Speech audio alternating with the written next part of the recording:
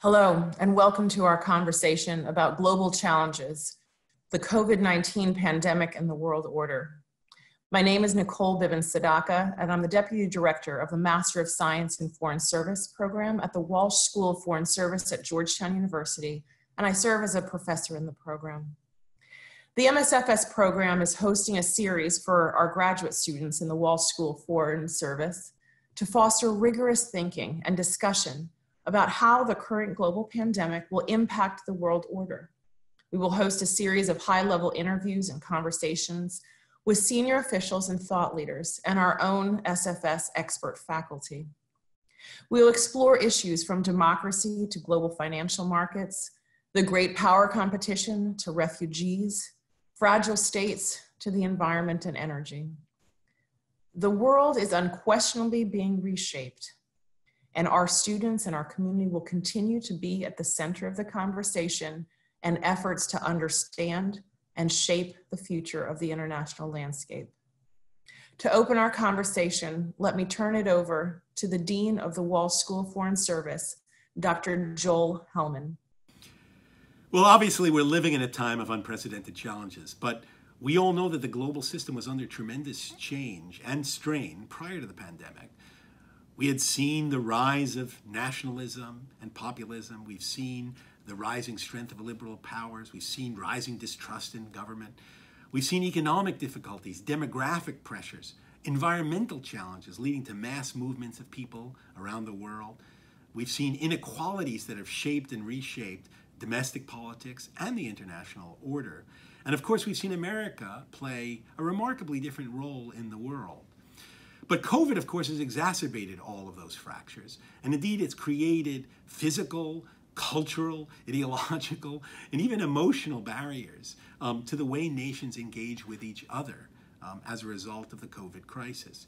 And therefore, we really need to think through how COVID has reshaped, exacerbated, and changed the challenges that we were facing.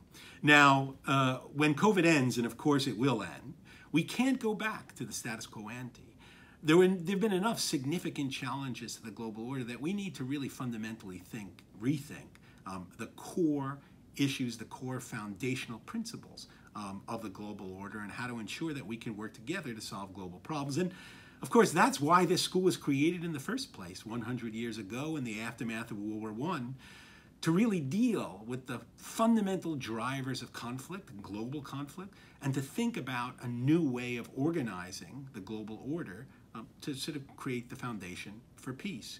100 years later, we find ourselves facing a new set of challenges, but one no less significant than the ones we faced when we were first established.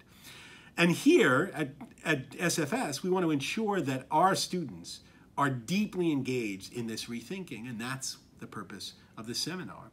The purpose of this is to bring together some of our best faculty and some of the most interesting practitioners who are engaged in this rethinking and reimagining of the global order to talk with our graduate students, to think together with our graduate students about how the global order needs to change.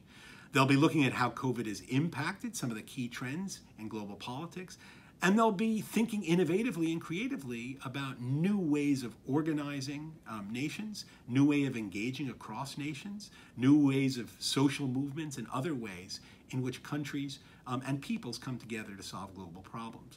It's an exciting challenge, and I think that one that really does represent everything that SFS is all about. So I welcome you to be an active participant in this series of discussions and webinars. I welcome you to really think through the challenges that these talks are going to put before you. And I hope together we will come to some interesting and creative solutions to some of the challenges that we're facing today, because that's what SFS is all about. So I wish this seminar series all the success.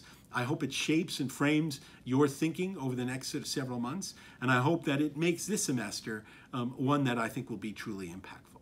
Thank you. This week, in our conversations about global challenges, the pandemic and the world order, we look at the science and public health facts behind the pandemic itself. We have two interviews. The first with Dr. Anthony Fauci, an American physician and immunologist and the director of the National Institute of Allergy and Infectious Diseases at the National Institutes of Health. He is leading the American efforts to address the pandemic in the United States. Our second interview is with Dr. Agnès Soucat, the Director of Health Systems, Governance, and Financing at the World Health Organization, a renowned public health specialist who has focused on public health, education, and governance throughout the world, and specifically in Africa. Our conversation today focuses on understanding the pandemic itself, understanding the science and public health information that we have available as to the impact of the pandemic and how it impacts so many other parts of life in the United States, around the world, and what the longer term implications will be of this pandemic.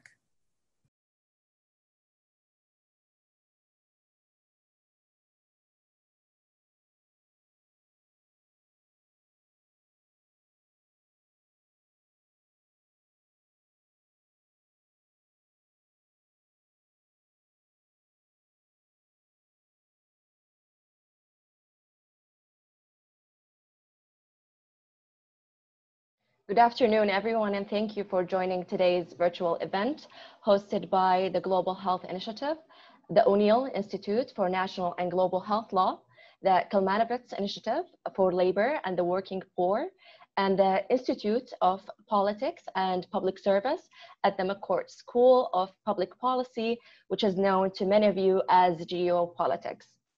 My name is Alanuda Suleiman. I'm a health law LLM student here at Georgetown Law. I am focusing my studies on access to healthcare. I'm also working with the O'Neill Institute on various projects. Recently, the collaborative project on COVID-19 laws and policies. And before joining Georgetown, I received my bachelor's degree in law from King Saud University in Saudi Arabia. I am pleased to introduce our guest today, Dr. Anthony Fauci. Dr. Fauci is one of the US most visible leaders in public health. Dr. Fauci also currently serves as the director of the National Institute of Allergy and Infectious Diseases at the National Institutes of Health, and he is also a member of the White House Coronavirus Task Force. We are thrilled to have Dr. Fauci with us today to discuss the COVID-19 pandemic and the unique risks and responsibilities young people have in mitigating the spread of COVID-19. Please join the conversation on social media using the hashtag Fauci@GU. And for our students, please remember to submit your questions for Dr. Fauci using the Q&A feature at the bottom of your screen. And please remember to include your school and year. This event will be moderated by Mr. John Monahan, a senior advisor to President DeGioia, who has helped organize Georgetown's Global Health Initiative over the past 3 years. Prior to this role, Mr. Monahan served in senior global health positions at the Department of Health and Human Services and the State Department during Obama administration. Our second moderator is Mr. Mo Elleithee, the GU Politics Executive Director. And I will turn it over to them now to kick us off, and thank you very much. Great. Thank you, Alanud. That was terrific. I appreciate it. And Tony, I want to just start off by thanking you for joining us on the webinar today. Over the years, you have always been so generous in sharing your time and experience with our students, and we're just delighted that you're able to join us today. And I should also add that all of us deeply appreciate your enduring commitment to public service and your commitment to public health and science, both over your many years at NIH and through this pandemic. So thank you for being with us.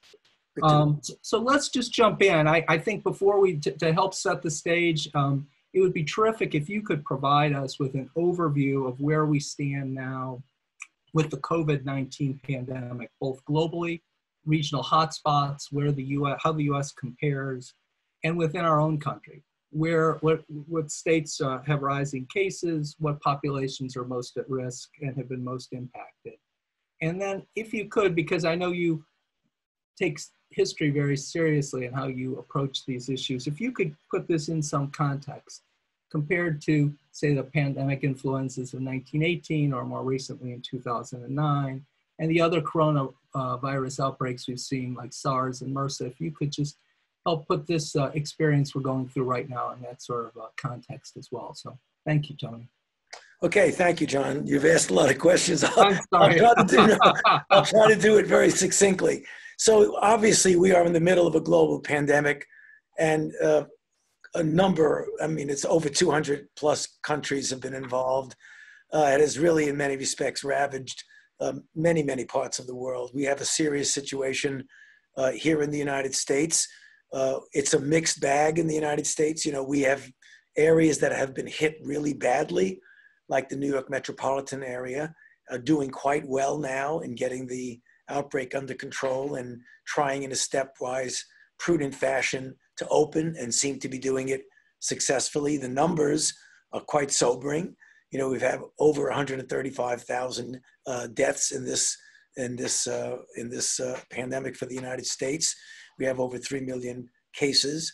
If you look globally, there's close to 600,000 deaths and about 13 or 14 million infections. So this is a pandemic of historic proportions. I think we can't deny that fact.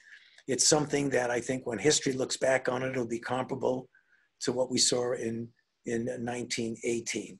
The situation that is the current challenge that we're facing right now is the resurgences of infections in the south and southwestern part of the country, but particularly in areas like California, Florida, Arizona, and Texas.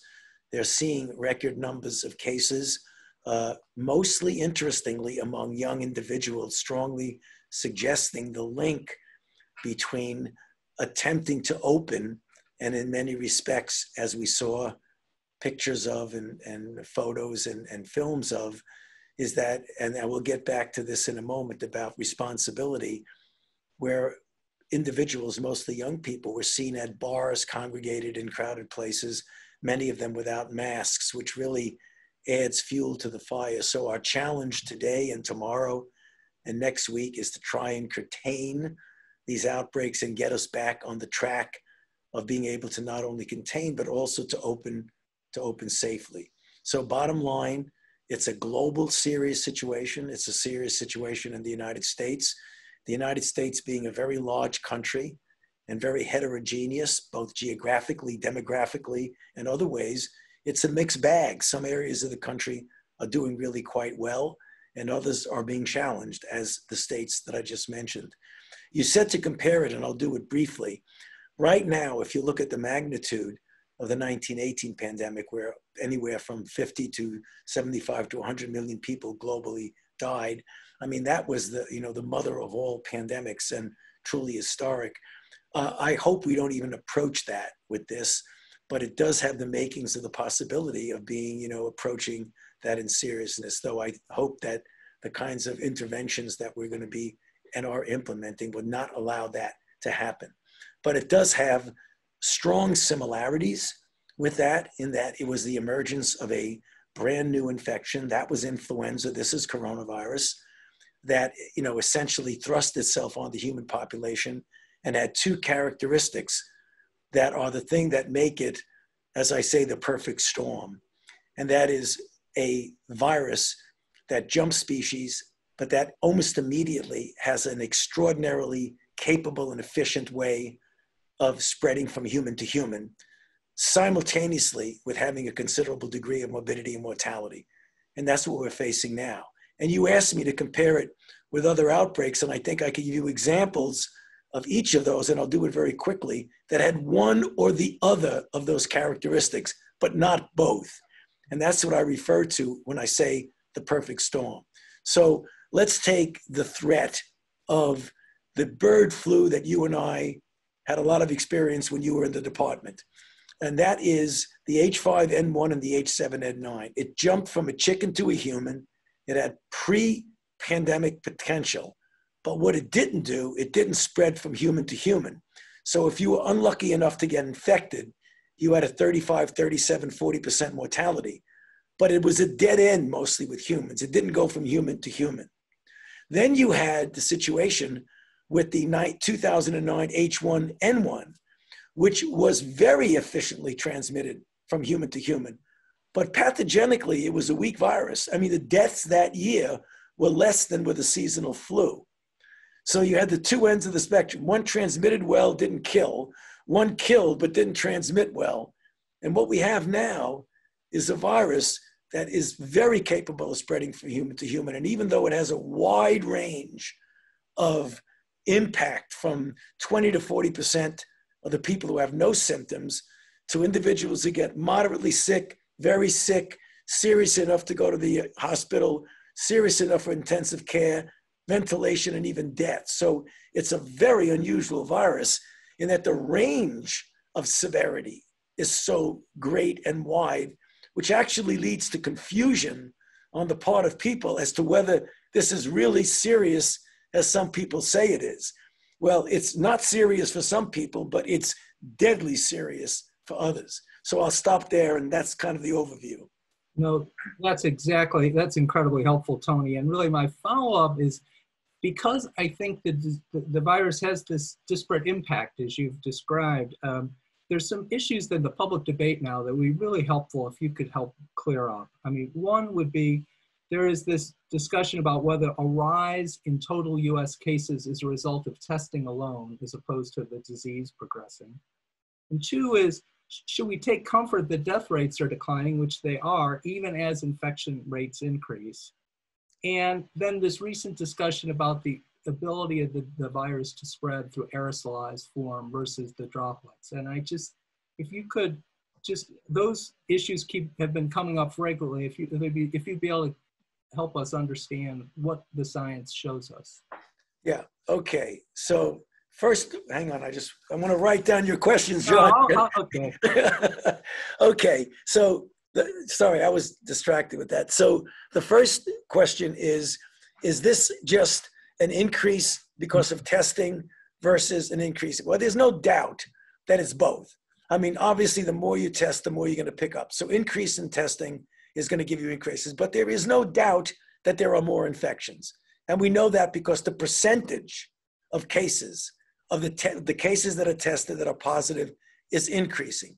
Therefore, unequivocally, you're seeing truly more new cases. In addition, we're seeing now more hospitalizations, which lag behind infections. And we're starting, and we'll see, though not as much as we've seen, very likely more deaths. So clearly there are more infections.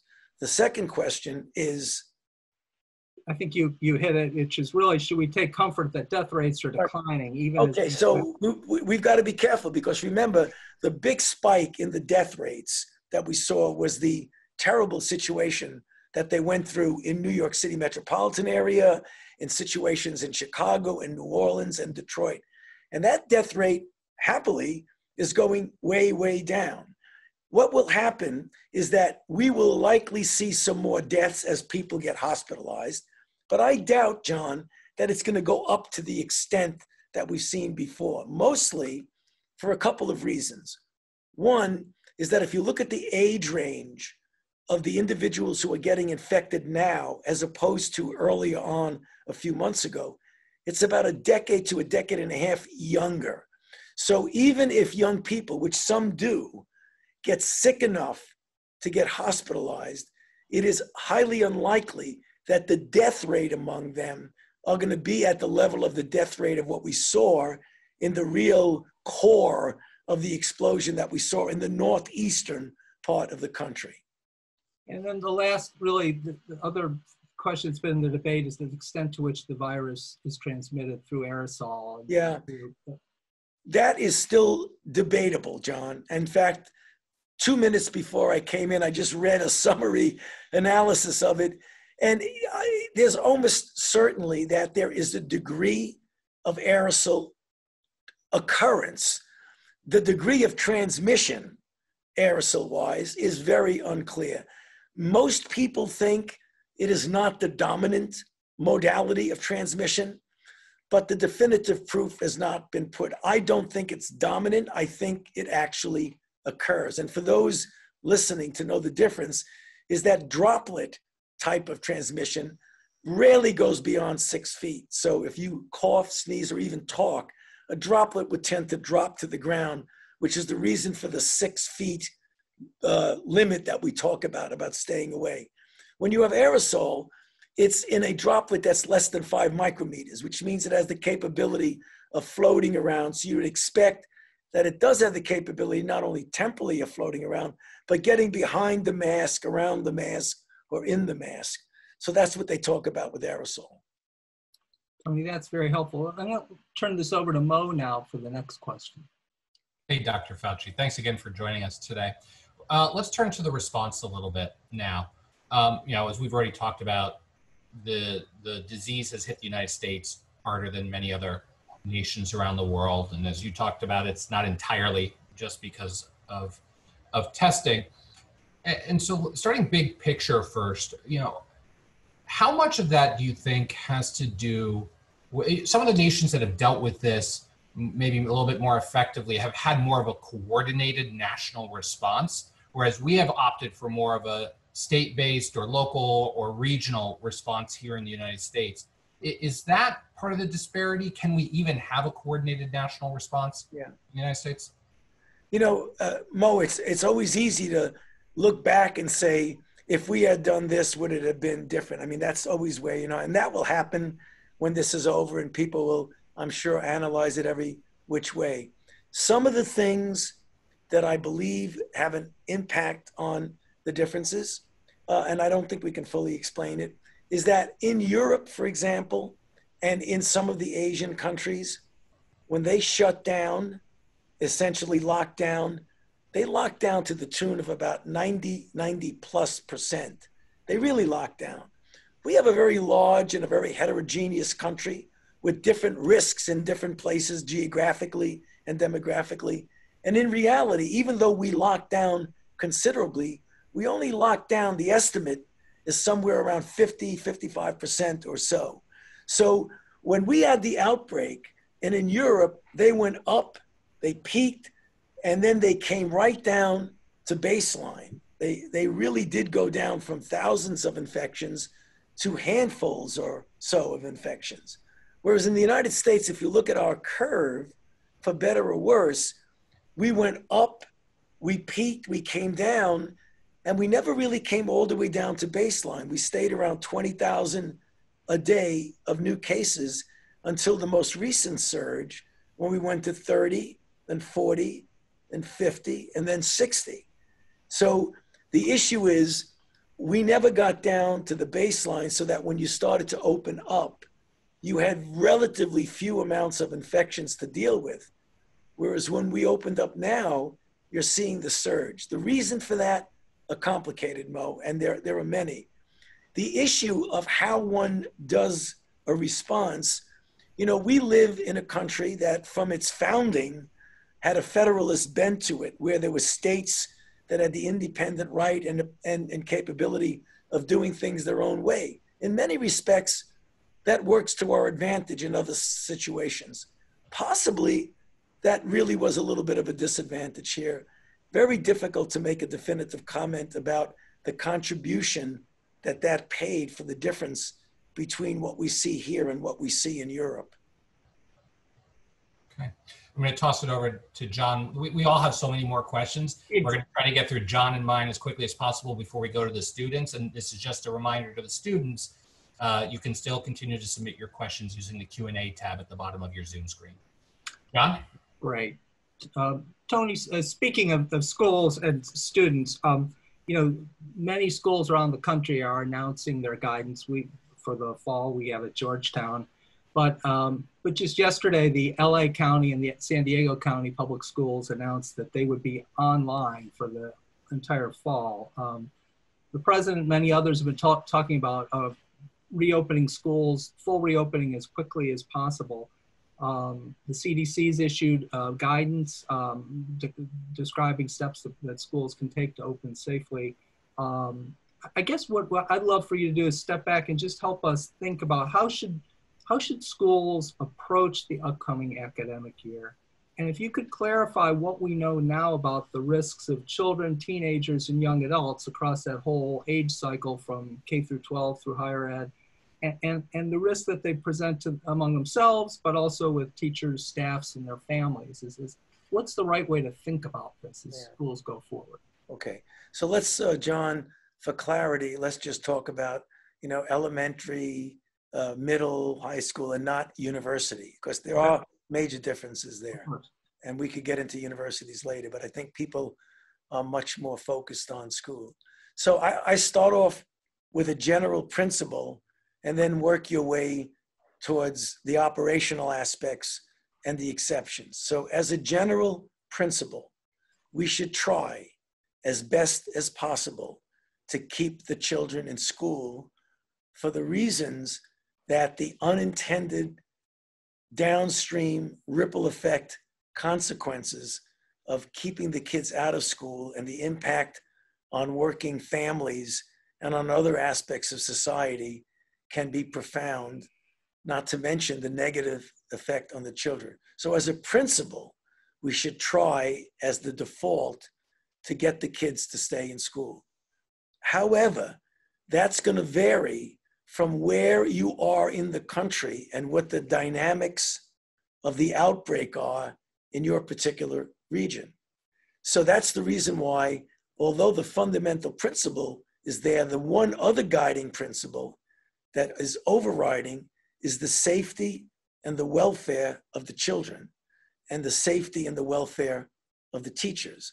So you've got to take that into consideration. So if you're in the part of a country where the dynamics of the outbreak are really minimal, if at all, then there's no problem at all in getting back. If you're in a situation where you're in outbreak mode, then you leave it up to the local individuals, as you've said in certain California schools, certain Florida schools, of making a decision based on the judgment of making sure that safety of the children and safety of the teachers are paramount. So you guide the principle, let's try and get them open to the extent that we can, but let's take a look at the dynamics of the infection in the area that you're in. Thanks, Tony. Thank you. Mo?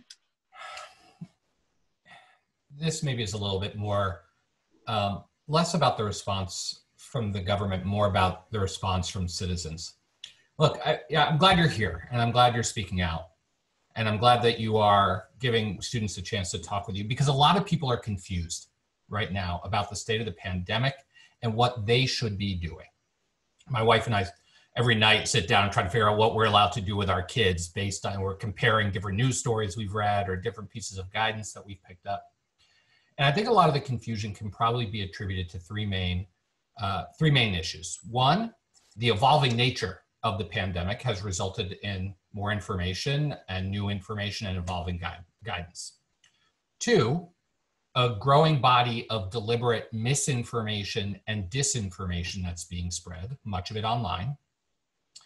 And three, the polarization and growing politicization of the discussion of the pandemic, right? I mean, just even this past weekend, the White House pointing to some of your previous comments in order to question some of the guidance. So my question is this: given all of that, misinformation, disinformation, evolving guidance, increased politics in the conversation, how do people synthesize all this information in order to make the right decisions? How do they know who to trust?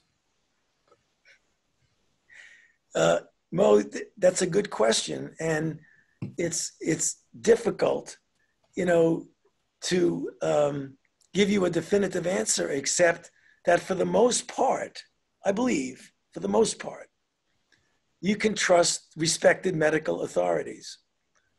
I believe I'm one of them, so I think you can trust me. But I would stick with respected medical authorities who have a track record of telling the truth, who have a track record of giving information and policy and recommendations based on scientific evidence and good data. So if I were to give advice to you and your family and your friends of your family, I would say that's the safest bet to do, to listen to the recommendations from that category of people. But it's entirely understandable how the public can get mixed messages and then get a bit confused about what they should do. Let me ask one quick follow-up before tossing it back to John. You just mentioned data. And there was a story that broke literally moments before we convened here today about bypassing, that data collection will now bypass the CDC and go straight to HHS. And I'm wondering if you had any thoughts on that sort of late breaking news. No, Mo, one of the bad ideas about commenting on late breaking news that you didn't read, that's a surefire way to shoot yourself in the foot. I think I'll pass on that one. Fair enough, fair enough. All right, we're gonna go to John, and then after that, right to student questions, which will be probably better than any of John or my question. Absolutely, and I think my last question as we start to queue up the students, Tony, really is, and I know we asked a lot of questions, but it really does so far get to the complexity of this experience the country is going through. But most of the people on this webinar are students, and they're young adults. And I guess as we start to bring people on, I'd love to ask you to say, given what we know now, given everything we've talked about, what is your message to young people, young adults, teenagers? As more states open up, some are pausing, but really focusing on sort of what are the risks and the responsibilities of young people as we approach the pandemic, where we are right now, given what we know. Well, thank you for that question, John. I was hoping someone would ask it because I think it's key. It's really key to what is going on right now with the resurgences that we're seeing in some of the southern states. And I say this with some trepidation because I don't want to seem preachy about it. But since right now, if you look at what's going on in the country, that the infections are among young people, very likely contributed, at least in part, to what you're seeing on TV of young people gathering at bars, crowded places, congregating, many without masks. There is an understandable situation where a young person could say, statistically, the chances of my getting into trouble by getting infected are much smaller than an elderly person and a person with an underlying condition. And since I, as a young person, am really quite healthy, it doesn't matter to me. I'd rather be there sipping my margarita at a bar in a crowd. Well, to me, that's understandable. I'm not blaming that. That's innocent. However, what they need to understand is that given the nature of this outbreak, even if you get infected and have no symptoms at all and never get sick, you are inadvertently propagating the pandemic. You are part of the problem and not the solution. Because by propagating the pandemic, I mean, it may not matter to you because you probably are not going to get any symptoms, but the chances are you're going to infect someone who then will infect someone who then will be a vulnerable person who could get sick, who could get hospitalized, who could even die. So not only are you propagating the outbreak, but you're actually putting other people in danger. So I would hope you could appeal to the young people to not only take the individual personal responsibility, but think about your societal responsibility. And that's what I mean when I say we're all in this together. Everybody has a place and a role in getting this outbreak under control. And you're not caring whether you get infected or not is not a good way to get the outbreak under control. To get it under control means you don't let yourself get infected and you don't spread to anybody else. And again, I say that with some trepidation because I'm not blaming anyone, and I think people do this innocently.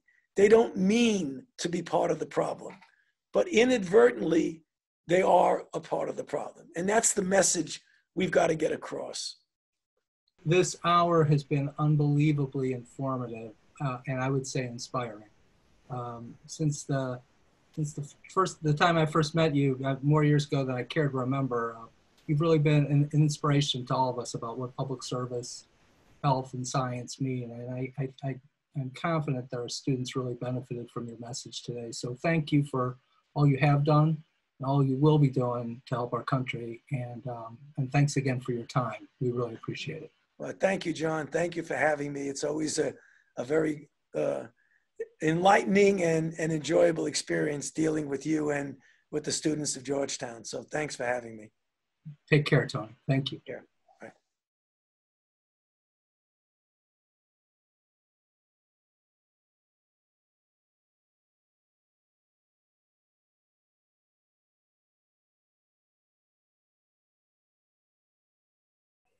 I'm delighted to be joined today by Dr. Agnès Soucat, who is the Director for Health Systems and Governance and Financing at the World Health Organization. And it is just a tremendous pleasure to have such an expert with us today. She has served in a number of positions, working on health and education and a wide array of other issues. She served at the World Bank as the Global Leader Service Delivery and Lead Economist. She served prior to that at the African Development Bank, where she worked on health, education, and social protection for countries throughout the continent. She comes with a long, long history of tremendous experience and academic work. She earned her PhD rather in health economics. And it's just wonderful to have her here as we kick off this conversation this semester about how the pandemic that we're all experiencing has impacted the global landscape.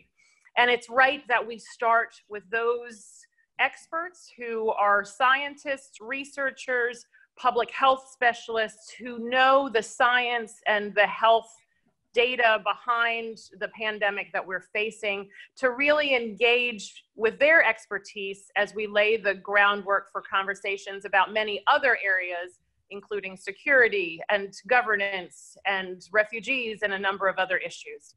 So welcome. Thank you for being here, Dr. Soucat, and it's just wonderful. Thank you for taking your time to be with us today. Thank you. Thank you. Very nice to be with you. You bet. So as we start, maybe we can go back to the time before the pandemic, if we can remember the time before the pandemic. And really, if you could help us understand, what were the primary challenges the world faced prior to COVID-19? What I'm trying to do is get a picture of how prepared was the world, what was the world already dealing with from a health perspective before this pandemic came into the scene. That's a very, very good question. Thank you for that. Actually, the World Health Organization and some partners published a report in September 2019 that was presented at the UN General Assembly, the high-level meeting on UHC, and that was the basis for the political declaration on universal health coverage. And that report pretty much summarizes the challenges that the world is facing. I mean, in a way, over the past decades, the world had never enjoyed such good health. So we were really seeing, after the 20th century sort of created a great divide and a great escape between the developed world and the developing world, in which the developed world enjoyed good health, low child mortality, low maternal mortality, decrease in infectious disease. There was really the hope at the onset of the 21st century that we would have a great convergence. And the Lancet Commission on Investing in Health in 2013, which I was part of, really called for reaching that convergence, saying it is possible. It is possible for low income and low middle income countries to join the curve that high income and upper middle income countries had already created of long healthy lives, right?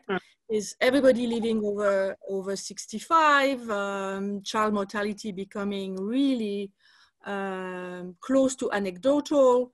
And that we could really see that between last year, 2019, or between the first year of the SDGs, 2015, and the horizon of SDGs, of the Sustainable Development Goals in 2030, that we could actually accelerate progress and reach that ambition of universal health coverage by bridging the divide between the rich world and the poor world, and reaching the divide within countries of inequalities, because we realize that increasingly those who had not access to health services and enjoy and were suffering from poor health outcomes were the poor in the middle income countries. So not only people living in poor countries, but really an intra-country divide. Thus the importance of universal health coverage, because universal health coverage is a social contract that calls for solidarity and particularly subsidy between rich and poor, I mean from rich to poor, and subsidies from healthy to sick. So there was a lot of hope. In this report, we actually said that we were on a very good trajectory, although we could already see that the progress was slowing down. And we could see that the progress in access to health services, but also in health indicators, was slowing down between 2010 and 2015. The rate of progress was lower than between 2000 and 2010. So we could already see that the trajectory was not as good as we could have hoped, and that we had to invest in efforts to accelerate progress. And that's why we called for every country to invest 1% of GDP additional to what they were doing until now into primary health care, as a way to reach the universal health coverage and the health SDGs.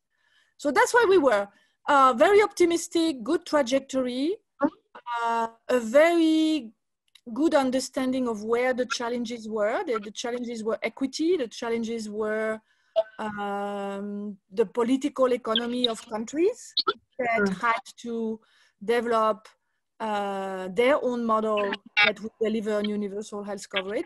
So their model of financing, their model of service delivery, and a call there for really investing in those preventive, promotive services, in those common goods and those close to people services, and try to correct what had started to become a race towards technology, and high-cost technology, high-cost hospital technology that cost a lot to countries, but doesn't necessarily buy a lot of health outcomes.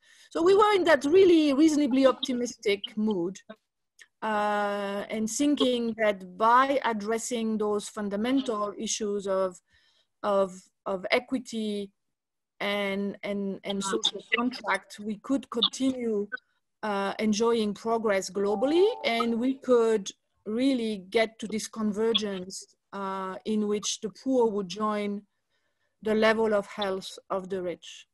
Mm-hmm. That's an excellent overview of where we are, and I do want to come back to that question of equity in just a bit. But let's fast forward to the beginning of the pandemic. If you could speak a little bit to what the source of the pandemic was, but then also how you would assess the response in the initial phase of the pandemic. We've seen successes and challenges in the response within countries and then differentiated between countries. What would you attribute, to what factors would you attribute that successful or less than successful response that we see, whether it's the health infrastructure or communication or linkage between the health organizations? If you could just give us a picture of those, how the pandemic started and how you would assess the response. It's again very important question, and that again we actually published a special series in Health Systems and Reform on financing common goods at the end of 2019, a little bit after the high-level meeting on universal health coverage. And together with the kind of reasonably optimistic message that we delivered at the UN General Assembly, that report was actually bringing a whole element of caution about this optimism by saying that we had, as global health experts, or generally as a global community, we have some black spots, and that they were looming threats that were bringing some major risk to the achievement of this convergence and beyond. That is, not only it would threaten the objective of universal health coverage and better health for all, but it could actually get us to revert back on our progress. And this is where we really identified that basically the world being increasingly globalized, and what we see as globalization is globalization of markets. With China joining market economy, with Russia joining, Russia and the ex-USSR countries joining the group of countries who pursue market-based policies, with open trade and a lot of trade agreements being developed over the past decades. Basically, what globalization is globalization of markets, right? Is the world is interconnected, the world has become one. But at the same time, while markets have been increasingly globalized, and this pandemic shows it very well, because I would say, when you say what are the sources of this pandemic, well, one of them is globalization, is the fact that people and goods move around in the world in a way that they've never been before. The world is more interconnected than ever. And that's certainly at the root. Right? At the root of this is the fact that there is no place on Earth today that is isolated in a way that it is not concerned by a pandemic. And 100 years ago, that was not the case. There were regions that were isolated and would not have been reached by something like that because they had very little contact with the outside. So that is really a first element. The second one is the fact that we are many, right? We are now more than 7 billion people. And we are heading towards being 9 billion. And yes, that's many people. And it's more than the planet has ever hosted. And we know that, epidemics flourish in crowds, right? Particularly respiratory disease. And this human crowd is also pushing, we know, the boundaries of nature. And epidemics always come from the animal world. And we managing that interaction between nature and humans is more important than ever because we are so many. Right? So that's really the second thing. And this is what we were saying in this special series on common goods for health, that these looming threats were coming from the fact that the world has changed tremendously, and that there are threats that come from the fact that we have now a global society, that this global society follows market forces, that it is exhausting natural resources. So there's the entire link with the environmental health agenda, including climate change, but not limited to it, right? It's also biodiversity, ocean acidification. I mean, there are many different areas that are incredible threats to humans, to our species. So it's really the sort of threats of the Anthropocene, right, is the second reason. And I would say the third one is while markets have become global, while we are exerting a tremendous amount of pressure on nature and creating our own risks, we also have not developed what countries had developed at nation state level, which is collective action through a government and a state. So while markets have globalized, governments have not. And the closest we have to a global government, which is the UN, was established just after World War II and is no longer really fitting the world as we know it. Even, you know, if you think about the Security Council, has a group of countries which does not really represent the forces of today or the demographics of today.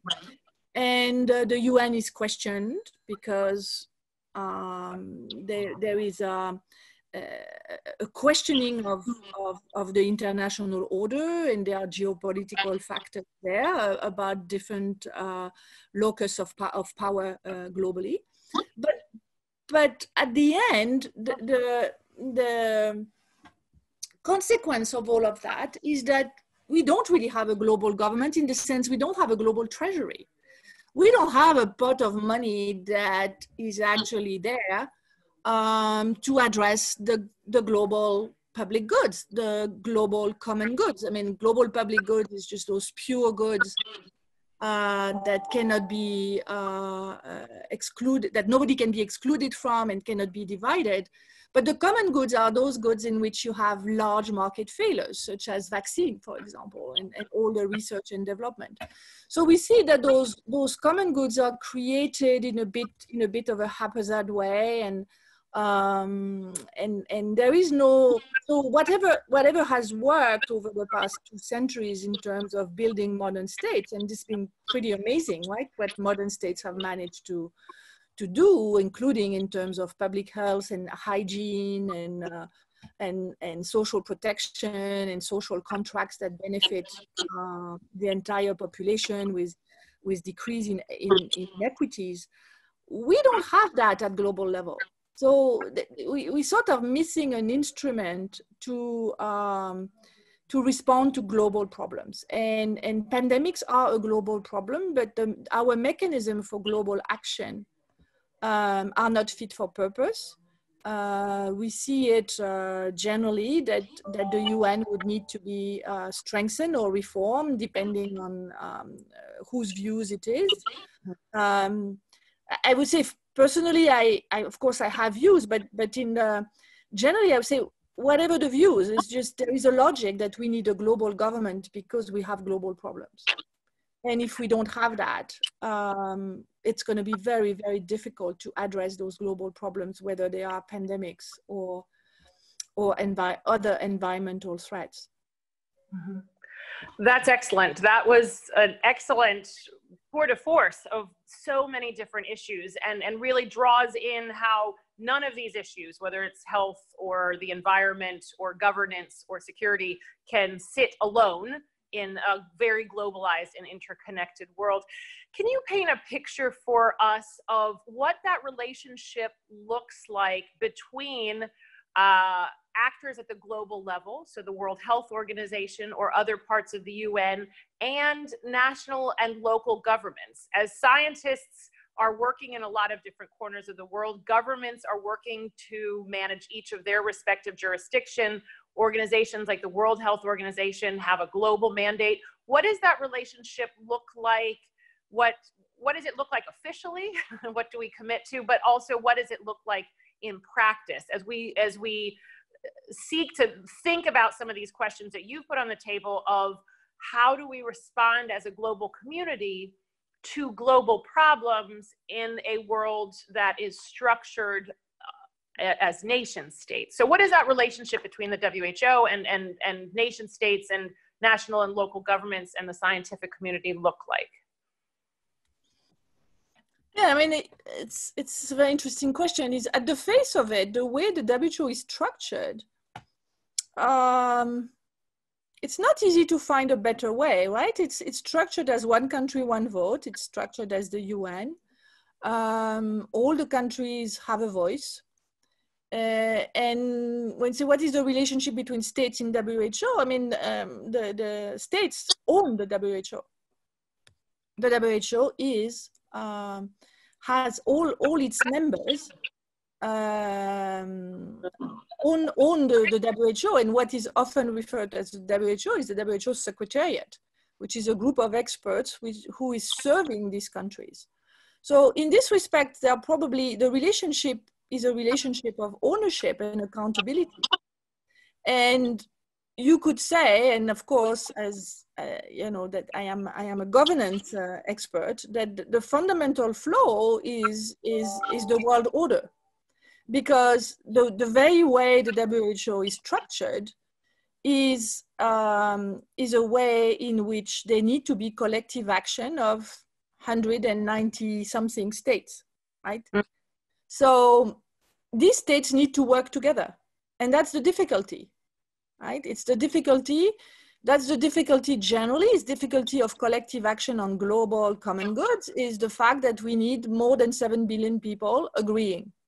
That's not easy. We already know that, you know, having an agreement in a family about where to go on vacation is not that easy. So here, pandemics know that very well. So getting a consensus of billions of people on what we need to do globally is what we are facing as a species, about how we address the issue of environmental degradation and on all the other common issues, common problems that we have. In WHO, we sort of, the way WHO is set up, we just simplify a bit this problem in saying, okay, each country has its own conversation with its people. They get some kind of consensus there that they convey by, you know, choosing their government, and their government brings a voice to the WHO.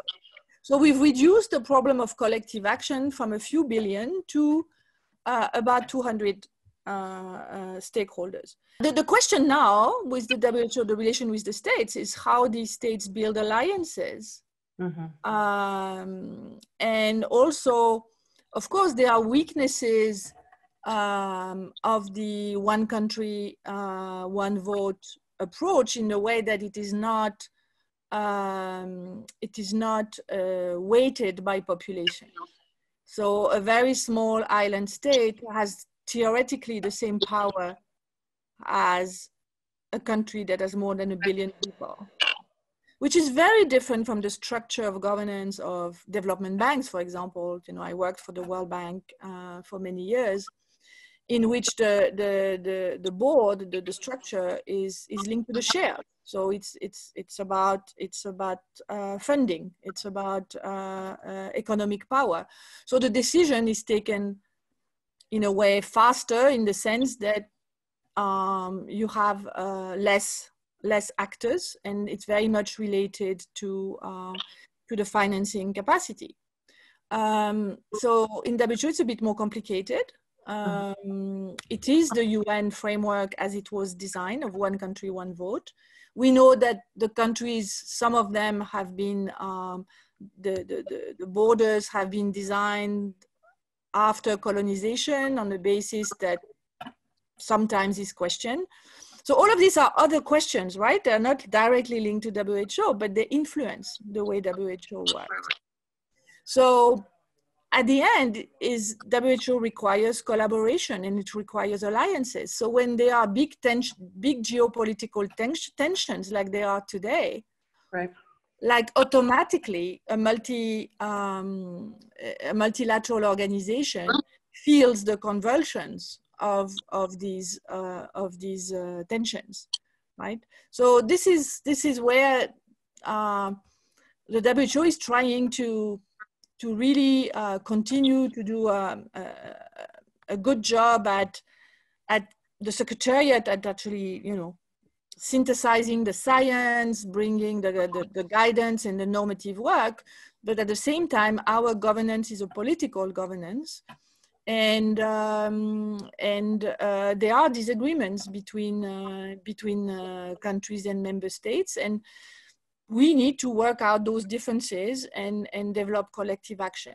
So there are many suggestions on how to improve to improve the way the UN works, including the WHO.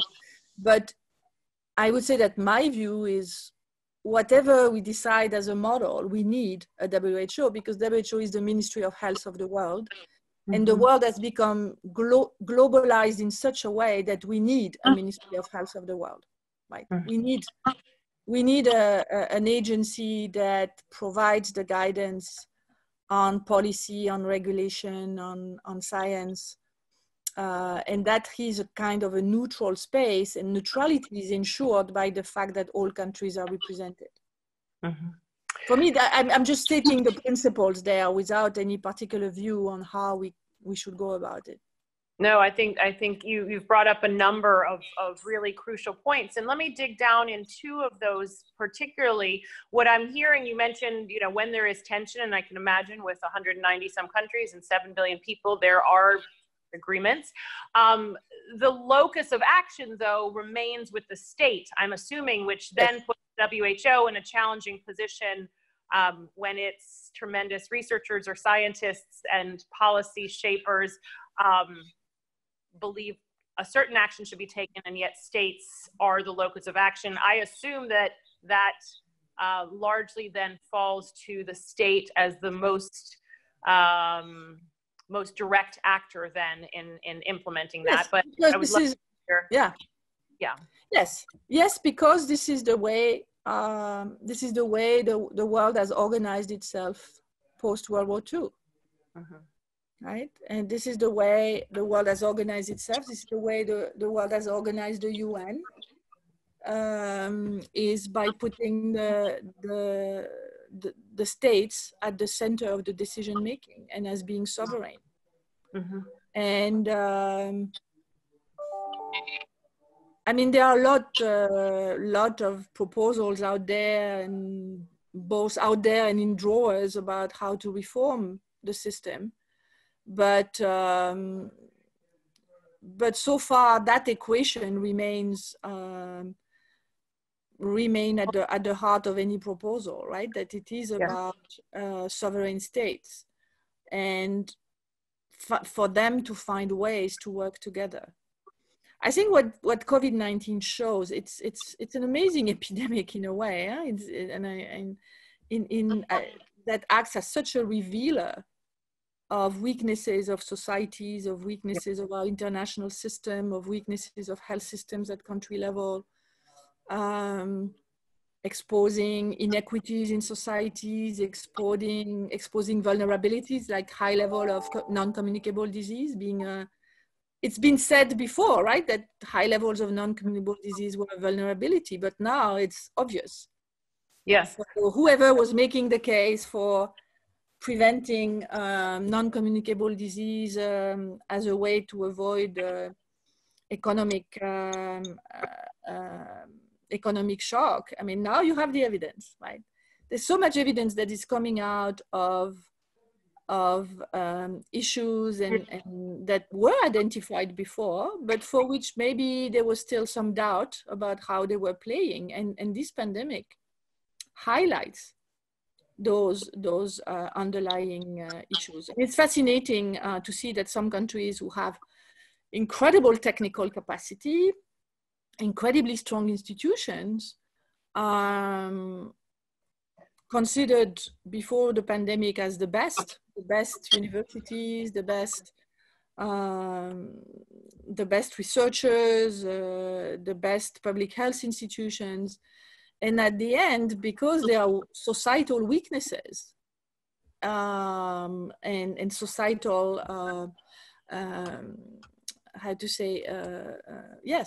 vulnerabilities,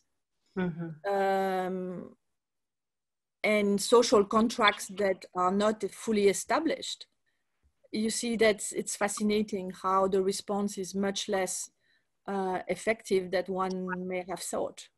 Right? Yes. And in many ways, this pandemic has basically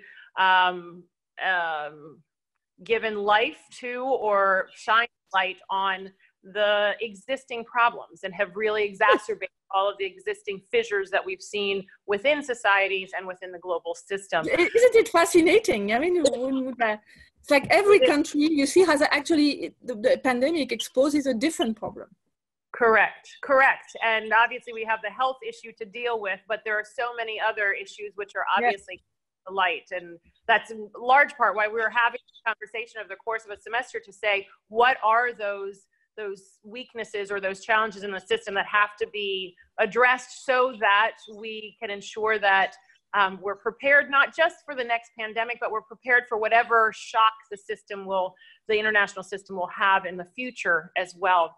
Maybe if you could speak a bit to where you have seen successful responses to the pandemic, and what do you attribute that success? We've seen a number of countries significantly get the problem under control and are beginning to open up their economies and are beginning to return, let's say, to a somewhat normal or maybe a new normal, but they no longer have a significant spread. They no longer have a significant death rate, and their economies are returning. To what do you contribute the difference in success, or maybe just point to the countries that we have seen significant success?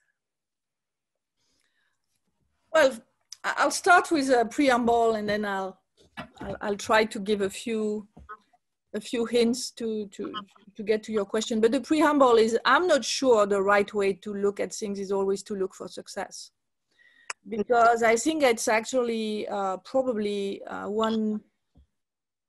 one thing that has been a big weakness of global health, of the global health conversations over the past 20 years, is this sort of quest for ever success, and sometimes the construction of success, right? In the construction of the story of success.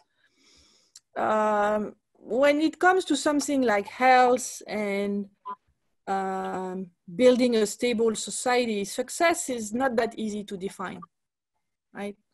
And every time, for example, when it comes to universal health coverage, every time, and it has happened again and again, because you always have somebody who comes at some point, politicians or policymakers, say, oh, which country is a success? I want to learn from. Or can we identify the factors of success? So we dug into it, and then it is so complicated because success happened some years and not other years. Very difficult to find what is it that actually drove that success or not. Also not so easy to define success. And because if one thing that this pandemic has shown is the weakness of our global system to assess the quality and veracity of statistics. So it's been really, and we see it now, the conversation is in the general public, it's happening about questioning what states produce as statistics. The fact that it's even discussed in the US is absolutely fascinating, with the discussion that happened in Florida and in some other states. But we should never forget that the word statistics has the same Latin root as the word state. So the control of the storyline, the control of numbers is at the heart of what states do. And it's only when there is full freedom of information and democratic and transparent control that you can more or less say that whatever is available in terms of statistic and data reflects the reality. And even then, we are hostage to the weaknesses of science, the weakness of data systems. In this particular pandemic, is we don't test that much. So, I mean, until recently. So all of this to say that I think at this point, August 2020, it's very difficult to say whether there is success or not. It's too early to tell. It's too early to tell. Some countries have done well at the beginning and then less well after. some countries, the jury is still out there. The data story is not clear at all. And for one thing, the central problem is the replacement mortality. As long as we don't have the full mortality profile at the end of 2020, and knowing whether COVID accelerated some because it affects more people who are vulnerable, like elderly or people with underlying conditions, there is some element of replacement mortality that might be there. And so as long as we have not the full story, it will be probably very difficult to tell. So even sort of basic information, right, is whether the number of cases, the mortality, I think it's too early to tell. And then the next point, which would be success in the sense that some policies made a difference, it's very, very early to tell, because then it's really difficult to disentangle the policy impact from the population structure, the underlying determinants such as NCDs, the inequalities and access to services. So all of this vis-a-vis the response, the policy response, how you weigh all of this. I would say that right now it's very, very early. Now, clearly, I would say if successes are difficult to identify, the fact that some countries really are not doing very well is pretty striking. The fact that some high-income countries who we thought would be, I mean, with the international health regulation, they had a very high score. The fact that they're not doing particularly well is really a concern, I would say, right? Yeah. It's really a concern. I would see it more that way, that you would have expected that high-income countries with a lot of scientists, a lot of institutions, with a very good access to healthcare, would have done better. Now, I think there are some countries, it looks like East Asian countries, you know, South Korea, Vietnam might do better, but we also don't know, we don't know about biological factors such as cross immunity. So we don't know whether people would have some kind of immunity that would come from previous exposure to similar type of virus. This is unknown, right? So again, it's very difficult to say, but I would tend to think, yes, there are some countries that are doing better. I'm not saying that it's not the case, but we have to be very, very, very careful in not hyping them at this point. That's what I'm saying. And being really rigorous in the analysis.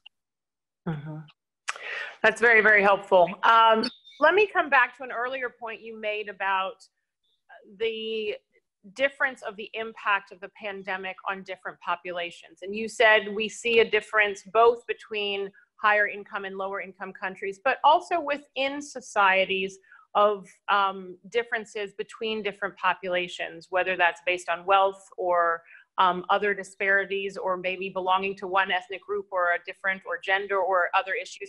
Can you just speak to this issue of how we've seen a disparity of the impact of the pandemic and the provision of health services, the disparity that's existed there as well? Well, clearly, I mean, this pandemic has just been such an acid test and a revealer, right, of previous, clay feet of some systems, or Achilles heels, or. But one thing that is really striking is the fact that utilization of essential services dropped almost everywhere. So following the pandemic, we've seen most of the countries have seen a decline in immunization services, in decline in utilization of HIV and TB services, a decline in services of maternal and child health. So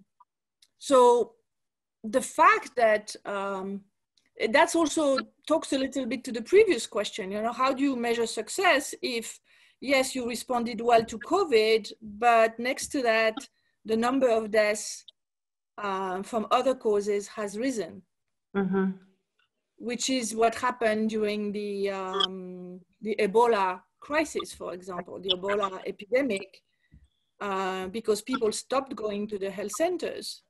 So in fact, child and maternal mortality increased, probably. Right? So that's really, the pandemic has revealed many things about the way we deliver services. So in countries like the US, it showed that some people don't have access to services or have insurance coverage that don't protect them and they need to pay extraordinary amounts. Or also what we see is that basically there is a disconnect between the need that is increasing during a pandemic and the fact that people who lose their job because of the economic crisis lose their coverage. Yes. So for me as a health financing expert, the pandemic has been, again, an incredible natural experiment that we should not fund health services using wage-based contributions. Because the moment you lose your job, then you lose access to services. So that we need to shift towards some contributions that are not linked to your working status. So something that is linked to some kind of taxation or some kind of contribution that is delinked from your job status. So I think, for example, is these three lessons learned in the US, the fact that people are not covered, the fact that coverage doesn't protect them from crazy prices that they have to pay, although they are affected by a pandemic. And the third one is the fact that health insurance is linked to labor. But in other countries, that's really about the, for example, in Europe, what we discovered in Northern Italy or even France is that years of focus on efficiency in which we try to control the density of health workers, trying to limit the number of health workers and trying to limit the bed capacity. There was some logic to it, but we went too far. Right? That we went too far and the systems has been so defunded that the moment the pandemic came, there were not enough beds, not enough health workers, not enough respirators. And when it happens to a country like France or Italy, that is incredible because they were able to address that in a couple of months. So it should not have happened. Right? So it's really about rethinking the health system. It's like that we probably went much too far in thinking about health system as dealing with the disease of yesterday and not thinking at all that we need to have a system that is ready to handle crisis and ready to handle the problems of tomorrow. And that we need to have a mechanism to address surges in demand. Excellent. So much to draw from there. We are almost at time, and I want to just ask one final question, although there's so many more that I have. Looking forward to a time when hopefully we have this pandemic behind us or relatively under control, what are the issues that you are seeing as the primary issues? You just articulated a number of key concerns related to national health care, but as you're thinking broadly from 30,000 feet, what are the changes that we need to be thinking about, whether that's on the level of our international infrastructure, our global governance, or whether that is on a national level, or whether that's on integration issues of health with other issues? where do you think the international community needs to focus its efforts to ensure that we're better prepared to address this and other issues going forward?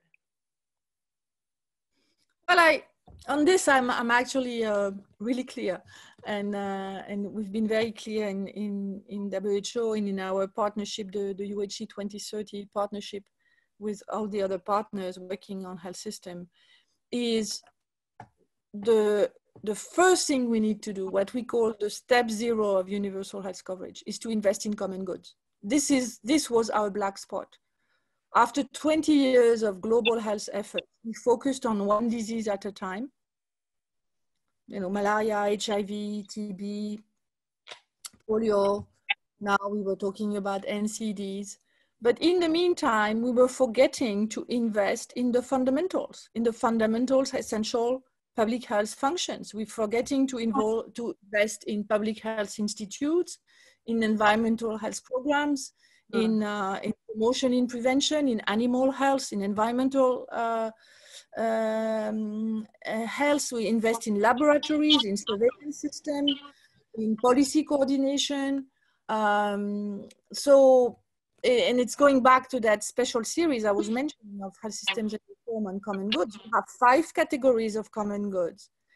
And we need to make sure that every country invest in that as the first thing they invest in health, because this cannot be delivered by the market, because these are public goods or these are goods that suffer from market failure. So only collective action can deliver on that. Only governments can deliver on that. So we are really working very closely with the World Bank and others to really discuss with treasuries, with ministries of finance, so that budgets include enough funding for these common goods. So that's for the national level, for the nation state level. And then for the global level, then we need some mechanism. We need some mechanism to fund these common goods, because we don't have a global treasury. So we need to find ways, and it doesn't matter where it sits, but we need a steady stream of revenue. We need somewhere a way to manage these funds, and we need some guidance on how to use these funds. And we need to make global investments. We need R&D in future vaccine. We need global surveillance of different types of threats. So we need stocks, strategic stockpiles. There are a series of global common goods, and all of this is identified. It's not a technical problem. Mm-hmm. We know what we need to do, but somehow, because it requires collective action, because nobody is going to pay user fees for that, right? Because there is no market for these goods, because they are collective. So there is a free rider problem. So that's really what should be our message. And really, I think it should be hammered over the next few weeks and months. It should really be hammered that we need to invest in this common before anything else, because this is really this is the foundation of health systems and of universal health coverage. There is a lot of work that remains, and I'm deeply thankful for the great work that you are doing and others at the World Health Organization. And all of your words will certainly be impactful on our students, who will be carrying forward many of the challenges that you've said, and thinking about how do we address those questions of addressing the common good and ensuring that we're all investing in that. Dr. Soucat, I want to thank you for taking the time today. It was extraordinarily enlightening and certainly edifying for our students and our community as a whole. I wish you well with your good work, and I certainly hope that we're in touch in the future going forward as you continue to do your good work on global health. Thanks for taking the time today. Thank you very much, and thanks to Georgetown University. I'm a big fan. Excellent. Thank you very much. Thanks. Bye. Bye. Two fascinating conversations with leading experts dealing daily with the pandemic and its impact around the world. As we begin to wrestle with the information that they shared and their analysis of the situation, we have a number of questions we ask ourselves. How did we get here? How did individual countries, but the global system, get to the point of having a pandemic that has shut down a significant part of the international system, whether it is our interconnected economic system, travel, trade? What are the problems that existed before the pandemic arrived that have now been exacerbated by the pandemic? And what are the new problems which have been created and will have long-lasting effect because of the pandemic's impact on the world? And then finally, going forward, what have we learned and what are we learning from the pandemic, the responses, and the impact of the pandemic throughout the world, so that we are prepared in the future for another pandemic and prepared to deal with the long-lasting impact that the pandemic undoubtedly will have on individual countries, individual lives, and the global system?